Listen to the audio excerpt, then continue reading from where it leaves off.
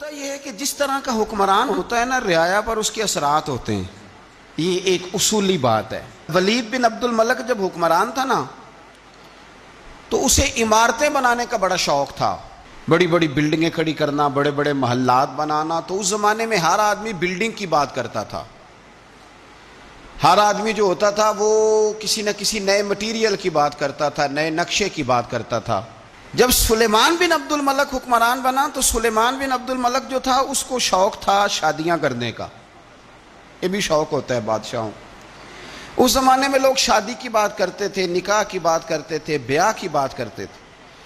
تو پورے ماحول کے اندر ایک چیز پیدا ہو گئی تھی. لیکن جب حضرت عمر بن عبدالعزیز کا زمانہ آیا تو وہ راتوں کو عبادت کرتے تھے، وہ وظائف پڑھتے تھے، وہ قرآن پاک کی تلاوت کرتے تھے، وہ اللہ کا ذکر کرتے تھے. تو پھر ایک ماحول بن گیا جو ذکر الہی کا ماحول تھا، پھر ایک ماحول بن گیا جو تقوی کا ماحول تھا، پھر ایک ماحول مارد وجود میں آیا جو پرہیزگاری کا ماحول تھا. عام عوام بھی اللہ کے ذکر کی باتیں کرنے لگی، عام ماحول بھی اس طرح. حضرت عمر بن عبدالعزیز نے سب سے پہلا یہ کام کیا کہ بادشاہی پروٹوکول ختم کرائے. ختم ہو گئے پروٹوکول. آپ نے فرمایا کوئی شاہی خاندان کا بندہ آئے تو کسی کا کوئی پروٹوکول نہیں ہے، میرا بھی کوئی پروٹوکول نہیں ہے. بلکہ آپ نے فرمایا کسی خطیب کو، کسی امام کو اجازت نہیں کہ میرا نام لے کے میرے لیے دعا کرے. سب مسلمانوں کے لیے دعا کرنا. فرمانے لگے الحمدللہ میں مسلمان ہوں، جب تم مسلمانوں کا نام لے کے دعا کرو گے تو میں بھی اندر ہی آ جاؤں گا.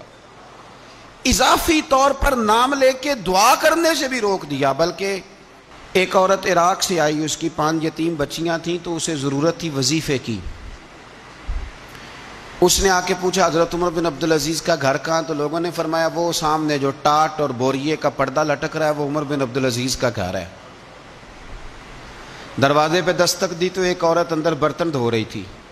پوچھا السلام علیکم، امیر المومنین سے ملنا ہے. وہ کہنے لگی اس درخت کی چھاؤں میں بیٹھ جاؤ، ابھی تشریف لاتے ہیں. تھوڑی دیر گزری تو حضرت عمر بن عبدالعزیز آئے تو کنویں سے پانی نکال کے نا، سین میں کنواں تھا تو جو جگہ میں مٹی اڑ رہی تھی نا، گرد اڑ رہی تھی، ہوتا ہے نا عصر کے بعد لوگ پانی پھینکتے ہیں، وہاں پانی پھینکنے لگے، چھڑکاؤ کرنے لگے.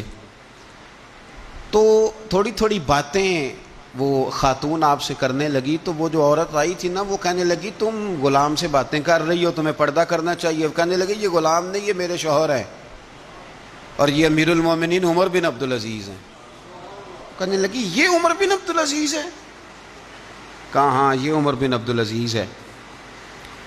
تو وہ خاتون حاضر ہوئی، کھجوریں اس کو دی گئیں کھانے کے لیے. اس نے کہا حضور میری 5 یتیم بیٹیاں ہیں، مجھے وظیفہ چاہیے. جناب عمر بن عبدالعزیز نے ایک بیٹی کا نام پوچھا، ولدیت پوچھی، وظیفہ لکھا. عورت کہنے لگی اللہ تیرا شکر ہے میری بچی کا وظیفہ لگ گیا. دوسری کا نام پوچھا، ولدیت پوچھی، عمر پوچھی، وظیفہ لگایا. اللہ تیرا شکر ہے میری یتیم بچی کا وظیفہ. 4 بچیوں کے وظیفے عمر لکھتے رہے. خاتون اللہ کی حمد کرتی رہی. 5ویں کا لکھنے لگے تو کہنے لگی میں نے زمانہ بڑا دیکھا ہے پر عمر بن عبدالعزیز تیری طرح کا بندہ نہیں دیکھا. آپ فرمانے لگے اب میں 5ویں کا وظیفہ نہیں لکھتا، 4 کا وظیفہ جا کے گورنر سے منظور کرا لے اور 4 کو کہنا تھوڑا تھوڑا 5ویں کو بھی دے دے. حضور کیوں نہیں لکھتے؟ فرمایا جب تک تو حمد کے لائق رب کی حمد کر رہی تھی میں وظیفے لکھ رہا تھا، اب تو نے میری تعریفیں شروع کر دی. اپنی تعریف پر کیسے وظیفہ لکھوں؟ وہ تو حمد کے لائق ہے، اس کی حمد ہونی چاہیے. لیکن میں اپنی تعریف پر، اپنی خوشامد پر میں نہیں لکھتا. جا اللہ تعالیٰ تیری لیے بہتری کرے. وہ خاتون کہتی ہے میں وہاں سے آئی، مجھے مہینوں لگ گئے، سفر لمبا تھا. عراق پہنچی تو عراق کے گورنر کو جب میں نے وہ روکا دیا تو ان کی چیخیں نکل گئی، تڑپ کے روئے. میں نے کہا کیا ہوا؟ کہنے لگی بی بی جس نیک آدمی نے تجھے یہ لکھ کے دیا تھا نا، چند دن ہوئے ان کا انتقال ہو گیا. عمر بن عبدالعزیز پردہ فرما گئے. وہ خاتون پھر روئی، کہنے لگی یتیم بیٹیوں کا اب کیا بنے گا، اس رکے کا کیا بنے گا؟ تو آپ فرمانے لگے بی بی جب امیر عمر بن عبدالعزیز جیسا ہو تو گورنروں کو بھی اللہ کچھ توفیق دے ہی دیتا ہے. اگر انہوں نے تیرا وظیفہ زندگی میں لکھا تھا تو فکر نہ کر، جب تک میں زندہ رہوں گا وظیفہ پہنچتا رہے گا.